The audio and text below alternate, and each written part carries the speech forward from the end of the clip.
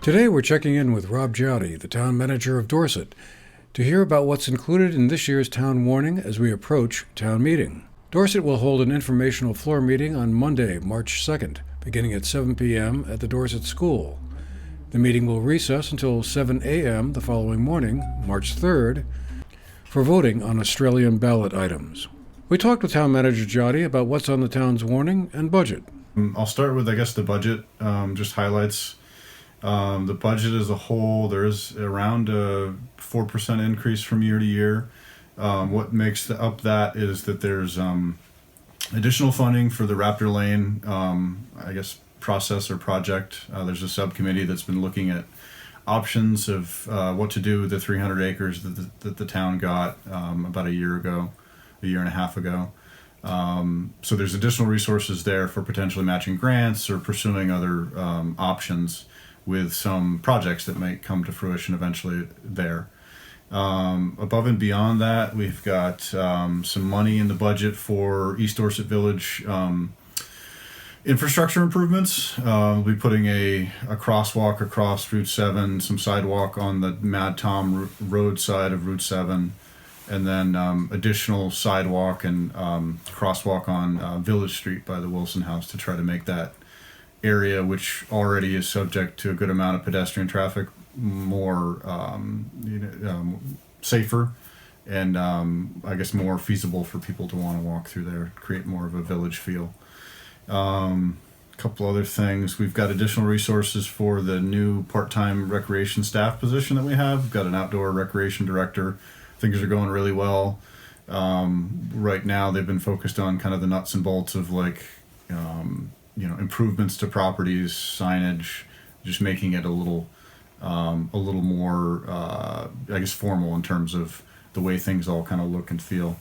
Above and beyond that, I think that there's in the recreation realm, we've got additional funding for trail construction for hiking and biking trails.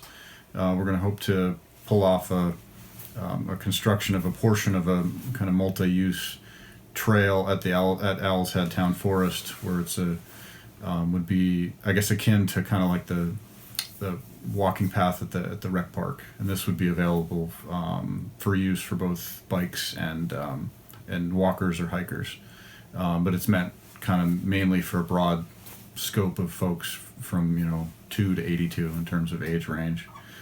And then I think the last thing is that there's funds for a scoping study for a multi-use path or some form of pedestrian access from the Dorset Post Office to H.N. Williams, which is part of an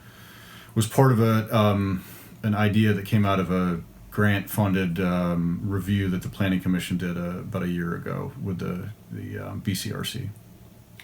And you're probably, like many other towns, hoping that folks will step up and run for offices or be appointed to them?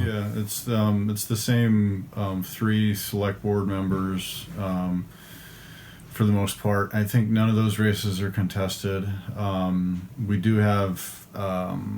will soon have 3 openings on our planning commission. We'll be publishing a notice for folks to hopefully fill out an application and apply for appointment to the planning commission. Trying to think if we have any other openings. I think that's really it. But it's important that we get those filled because it's the planning commission is a board that reviews applications, and from month to month, they're needed. So if there's an impotence for us to get those filled fairly quickly. The only additional portion is the communications union district article is in there. And we do have, we'll have a 2-pager document that was developed, by other towns or by some other entities as to explaining what it is and explaining, why it's on the ballot for the most part. For the GNAT-TV News Project, I'm Andrew McKeever.